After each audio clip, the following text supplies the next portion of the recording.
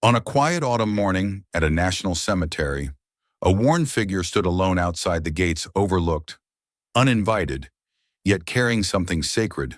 Inside, the nation prepared to honor a war hero with all the grandeur tradition could offer. But what happened next would turn protocol on its head, revealing a bond forged in war, buried in silence, and remembered in the most unexpected way. Before we begin today's story, don't forget to subscribe so you never miss the moments that history almost forgot.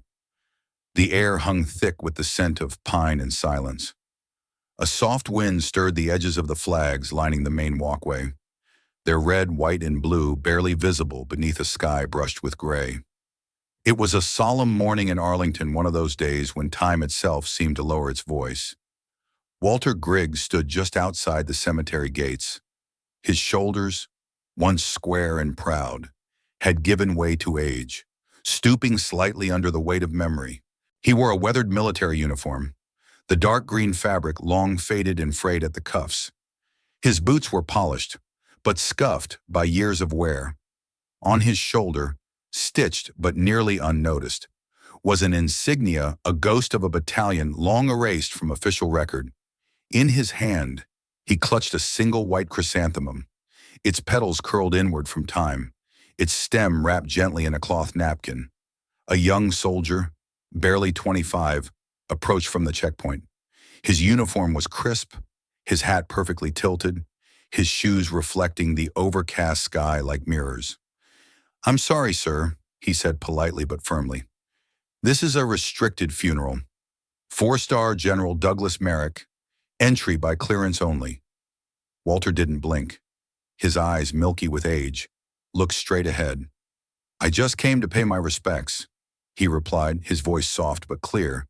The soldier hesitated, glancing at a clipboard. "Are you family?" Walter shook his head once. "I served with him. Long ago." "I'm afraid you're not on the list, sir," the young man said, stepping slightly to block the gate. "Without credentials, I can't let you through." There was no protest. Walter simply nodded. He stepped back, away from the iron bars, and stood silently near the wall. His hands trembled slightly, not from anger or weakness, but from the weight of something older than either. Inside the cemetery, the ceremony had begun. High-ranking officers and political figures gathered in rows of folding chairs. Media cameras clicked behind velvet ropes. Bugles rang out across the fields in a sound both regal and sorrowful. No one noticed the man outside the gate. No one except one. Near the front row, a silver-haired man named Lieutenant Colonel Elgin Morris squinted toward the gate. He had served under General Merrick decades ago, and he recognized things most others wouldn't. The tilt of a hat, the way a soldier stands, even when age dulls their form. But it was the patch barely visible on the old man's shoulder that caught his eye. Morris leaned in and whispered to a fellow officer, "That's Ghost Recon, Charlie Division, Vietnam."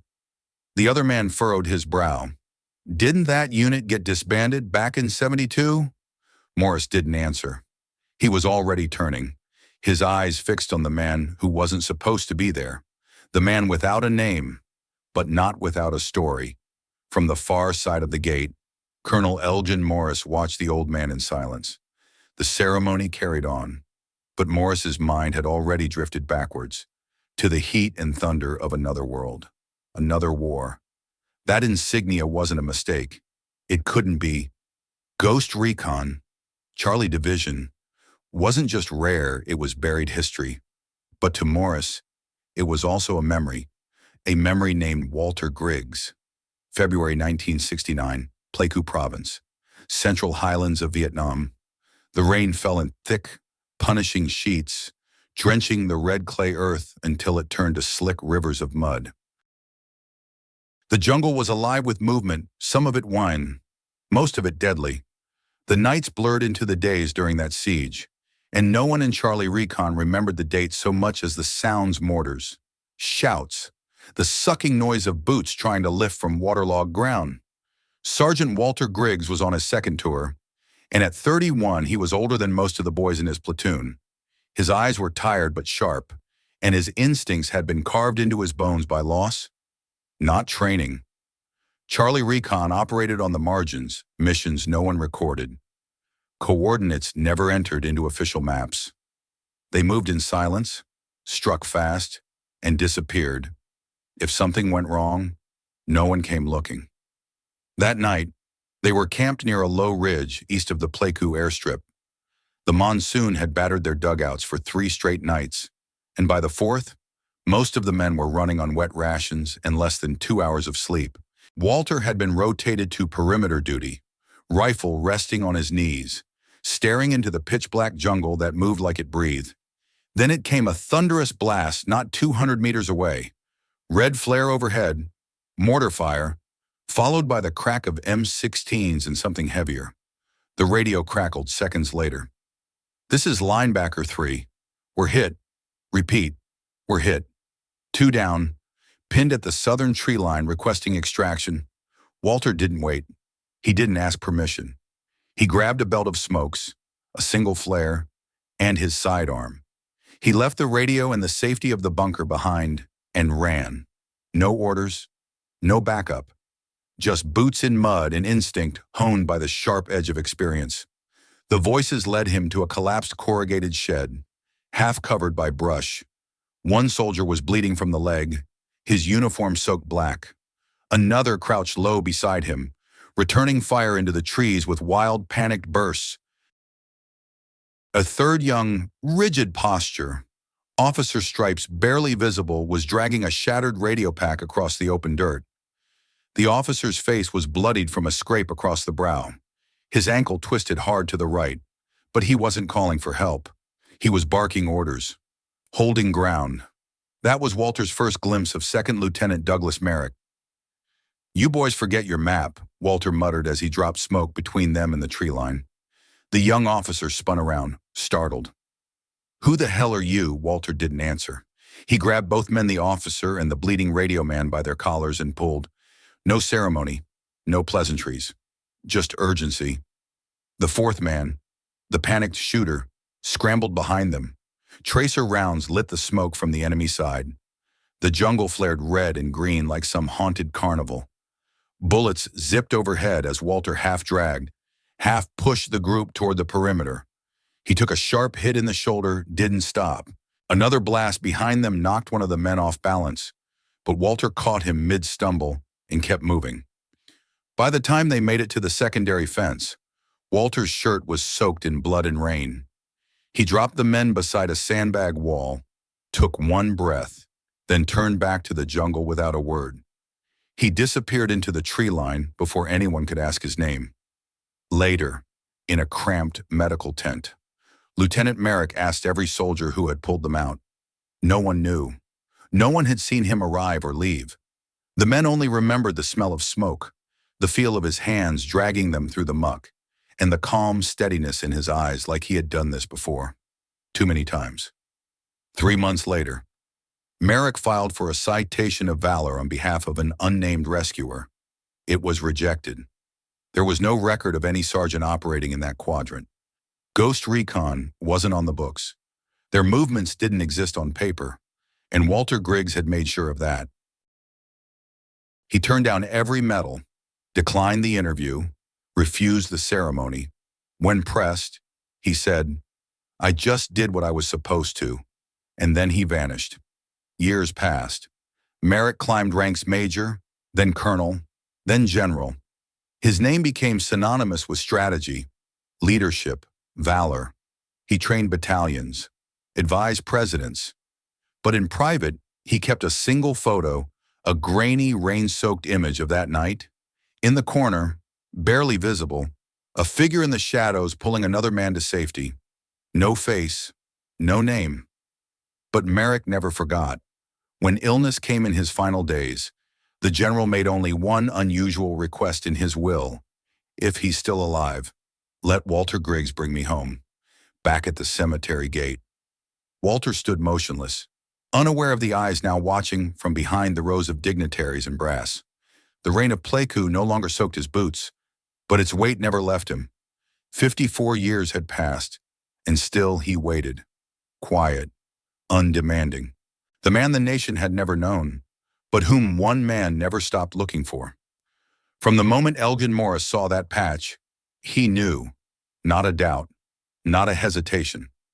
The man standing alone outside the cemetery gates wasn't a visitor who got the date wrong, nor a retired officer seeking attention.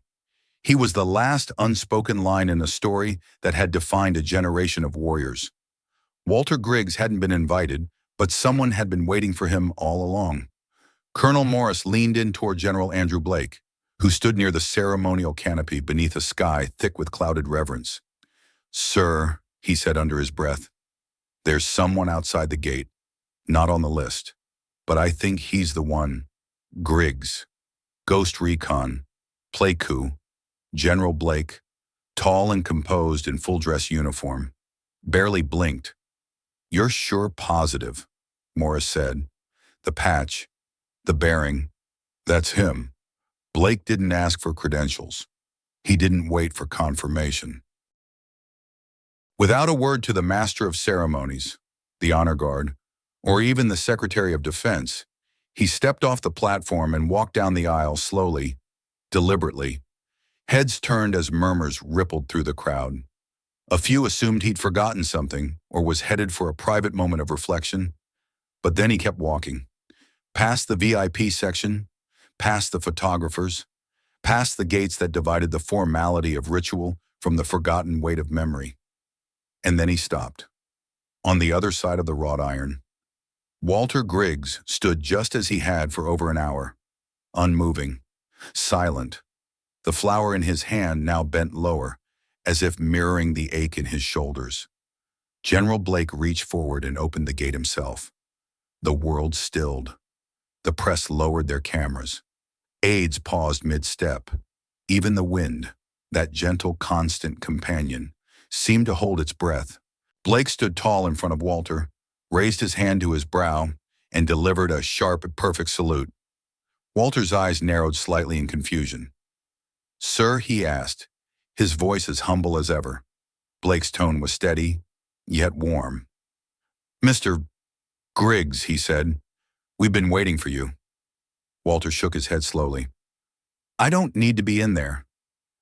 "With all due respect," Blake replied. "Yes, you do." He turned slightly and gestured to a young officer waiting nearby, who stepped forward, cradling a polished wooden box with reverent hands. Blake took it, then faced Walter once more. "These are General Merrick's remains," he said quietly. "He left one instruction in his final will, that you be the one to bring him home." Walter's hands trembled as Blake placed the box into them. He didn't speak at first, just looked down at the wood, smooth and dark, heavy with meaning. "I thought they forgot," Walter said finally, his voice a mere whisper. "We didn't," Blake said, voice breaking. And behind them, as if on cue, movement began to rise from the edges of the gathering. From beneath the shade of a nearby canopy, 7 old men stood slowly, each wearing mismatched blazers with faded insignias, unit pins, and campaign ribbons from another era. Some used canes. One rose from a wheelchair with effort and determination. Each had served in the shadows, alongside Walter. In the war no one mentioned at dinners. They stood at attention not for Blake, not even for Merrick, but for the man now holding the ashes. Walter walked forward, through the opened gate, steps unsure but purposeful. As he passed each of the veterans, they lifted their hands in salute. Not one smile, not one word, just raw, wordless honor. The crowd, once murmuring, had gone silent. Even the press seemed to understand this was not their moment to capture. Walter reached the edge of the ceremony grounds, still holding the box as if it contained more than ashes, as if it held the memory of a jungle night, of gunfire, of a choice made without thought, but not without consequence. General Blake walked beside him, a few steps behind. There were no speeches, no grand pronouncements, just 2 soldiers walking side by side, one in uniform, one in faded green, both bearing burdens too heavy for words. As they approached the center platform, The honor guard stood taller. Something had shifted in the air, something sacred and unspoken. For the first time that day, the focus of the nation's attention was not on stars, nor rank, nor ceremony. It was on a man who had once walked through hell not for glory, but for someone he barely knew. And now, after half a century, the gates had opened for him alone. The hush that followed Walter's first steps through the gate clung to the air like morning mist. He didn't walk fast. He didn't walk proud. He simply walked with the weight of another man's life resting gently in his arms. General Blake remained beside him, saying nothing, allowing silence to do what words could not. The two men reached the central dais, a raised stone platform draped in a ceremonial cloth. The folded flag sat at the center, waiting. Rows of polished brass shone beneath the canopy's filtered light. Soldiers and civilians alike stood in tense reverence, unsure how to process the unscripted moment unfolding before them. General Blake stepped forward first. His polished shoes echoed against the stone, breaking the stillness like distant drums. He approached the podium where a printed speech lay waiting. He did not touch it. Instead, he looked out at the sea of uniforms, medals, and watchful eyes, then back at Walter, who stood a few paces behind him, still cradling the urn like something sacred. Blake's voice, when it came, was calm but resonant. "Ladies and gentlemen," he began, "I was meant to deliver a eulogy today, carefully written, properly approved, but that speech no longer feels right, not after what we've just witnessed." He paused, then took a breath. There are moments in military life that surpass structure, that outlive protocol, moments that do not belong to headlines or cameras, but to the people who shape them quietly, selflessly. He turned slightly and extended a hand toward Walter. "This man," Blake continued, "is not on any of your programs. He doesn't wear ribbons on his chest. His name isn't engraved in marble or stamped on brass. But if not for him, General Merrick would have died in a jungle in 1969. If not for him, I wouldn't be standing here. And if not for him, many of the lives touched by Merrick's leadership would not have existed as they do." The crowd said nothing. They simply listened. Walter stepped forward at last. He approached the platform and carefully placed the urn atop the stone, just beside the folded flag. His hands lingered there for a moment, not in hesitation, but in memory. Then he stepped back, his head bowed. A murmur passed through the assembly, not one of confusion, but of realization. People looked not at the decorated generals or the polished honor guard, but at the man in the worn jacket, the one whose uniform didn't fit the occasion, but whose presence redefined it. Then, as if moved by some invisible cue, the first clap rang out. A single officer, middle-aged, stiff-backed, began to applaud. Another followed, and then another. Slowly, the field filled with the sound of hands meeting in quiet tribute, not for rank, not for fame, but for a man who never asked to be remembered. Walter stood still. He didn't smile, didn't bow, but his hands tightened slightly at his sides. The applause rose, not in thunder, but in reverence, until even the oldest veterans, those who remembered the smell of the jungle, the silence after a firefight, joined in. The press lowered their cameras. The Secretary of Defense stepped back. It was no longer a funeral. It was something else. When the sound finally faded, Blake's voice returned, softer this time. "Some debts," he said, "are never forgotten. Some names don't need headlines, they live in the breath of the men they saved, and in the footsteps they made possible." He turned to Walter. "Sergeant Griggs," he said, addressing him by a rank not spoken aloud in decades, "would you walk with me?" Walter hesitated only briefly. Then he nodded. Together, shoulder to shoulder, they descended from the platform. The aisle ahead of them, lined by military men and women from every branch, cleared. The honor guard parted without instruction. No one blocked their path. Walter walked first, carrying nothing now but the memory of a friend and the weight of unspoken gratitude. His steps were slow, each one deliberate, each one honored by the upright salutes of soldiers young and old. Some saluted crisply, others, veterans in civilian jackets and faded caps, saluted with trembling hands, eyes glistening beneath weathered brows. They didn't salute because protocol demanded it. They saluted because memory did. As Walter passed through the final row, a young Marine lowered his head. A Navy officer whispered something to her son, and near the edge of the gathering, an old man in a wheelchair raised his hand to his brow and held it there, unmoving, until Walter passed from view. At the end of the path, Walter paused beside the casket platform, turned once more toward the crowd, and gave a faint nod. He did not wave. He did not speak. He didn't have to. For the first time in over 50 years, when the world had looked his way, and not out of pity, not out of curiosity, but with reverence, a man who had not been invited was now the center of the nation's farewell. And in that silence, between the folded flag and the clapping that still echoed softly in the memory of those present, Walter Griggs finally said goodbye, not just to General Merrick, but to a war, to a promise, and to a chapter no one else had ever read aloud. Beneath the weight of silent salutes and the fading echoes of reverent applause, Walter Griggs stepped away from the service. The crowd had begun to disperse, the murmurs of civilians and soldiers blending into the rustle of leaves and the gentle hush of wind through the sycamore trees. Yet Walter did not follow. He walked in the opposite direction toward the edge of the burial field, where the trees stood tall and quiet, offering shade not just to the ground but to the soul. There, beside the fresh headstone bearing the name General Douglas Merrick, Walter paused.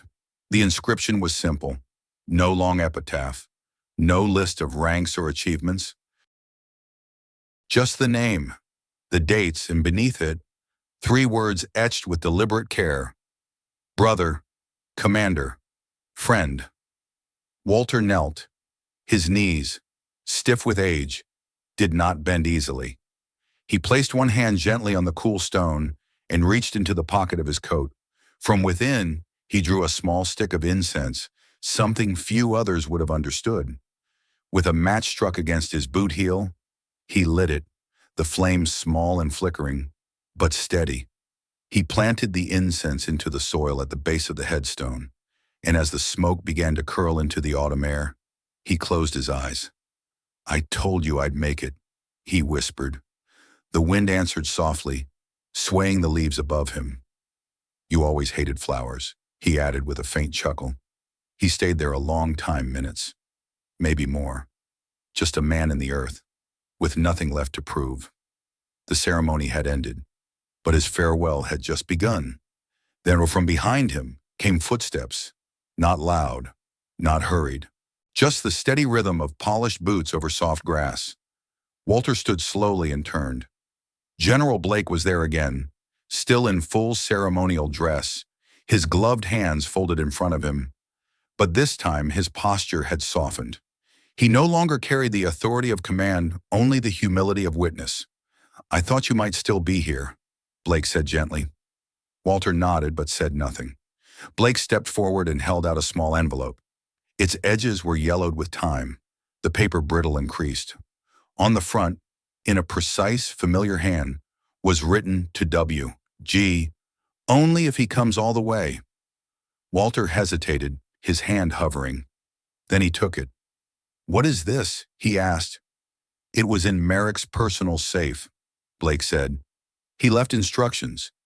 If you came not just to the funeral, but to the grave, you were to have this." Walter looked down at the envelope, fingers tracing the ink like it was some secret map. Then, carefully, he opened it. Inside was a single sheet of paper, 1 paragraph. No date, no formal signature, just words that read like they had taken years to write. "Frank, you never let me thank you. Not really. You saved my life and disappeared like it didn't matter. But it mattered to me. You're the only debt I carried that no medal, no command, no ceremony could repay. You let me live long enough to lead, long enough to serve, long enough to die at peace. And if there's any justice in this world, one day they'll say my name beside yours. Maybe then, I'll feel worthy. Merrick Walter stood motionless, the letter trembling slightly in his hands. His face remained composed, but something in his eyes shifted like a storm that didn't arrive, only loomed. He folded the letter slowly, carefully, and placed it back into the envelope. Then, almost ceremonially, he slipped it into the inner breast pocket of his coat, pressing it against his chest with a firm hand. "I didn't do it for thanks," he said quietly. "I know," Blake replied. "That's why you deserve it." They stood for a long moment under the trees, neither speaking. No cameras flashed, no microphones intruded, just two soldiers, no longer young, bound by a memory the world never saw, and a loyalty it could never measure. Blake didn't offer a handshake. Walter didn't expect one. Instead, they parted the way old comrades do, not with words, but with a simple nod, an unspoken understanding shared between men who had seen too much to explain. Walter turned to the grave one last time, gave a quiet bow, and began to walk away. The wind picked up, scattering a few crisp leaves across the path behind him. Somewhere above, the smoke from the incense thinned into the open sky. The smoke from the incense had long since disappeared into the sky, but its quiet message lingered in the air. Walter Griggs had walked away from the grave that day without ceremony, without farewell. Yet something had shifted. Not in him, he had not changed. But the world around him had. For the first time in decades, people had looked at him not with indifference, but with recognition. 1 year later, under a cloudless spring sky, the ribbon was cut on a new building just outside Charlottesville, Virginia. The stone arch at the entrance read in simple, bold letters, "Griggs House, a center for healing, a home for veterans struggling with wounds that rarely left scars, post-traumatic stress, invisible injuries, ghosts that didn't answer to rank or retirement, built through the Marcus Merrick Legacy Foundation, approved and funded by General Andrew Blake himself." The center had been planned quietly, then raised with intent. It wasn't a monument. It wasn't meant to impress.